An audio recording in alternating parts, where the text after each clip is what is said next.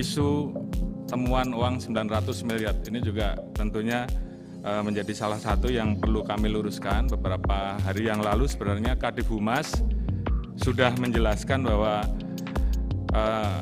isu tersebut tidak benar. Karena pada saat kita melaksanakan penggeledahan di 3 rumah, yaitu di Duren 3, Saguling, Bangka, termasuk di Magelang, yang kita dapati saat itu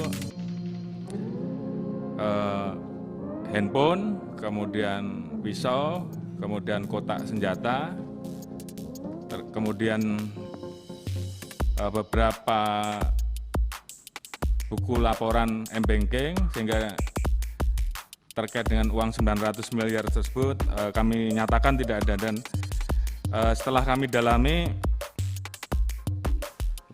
peristiwa yang kemudian viral tersebut itu adalah kasus uang dolar palsu yang terjadi di Atlanta, Amerika.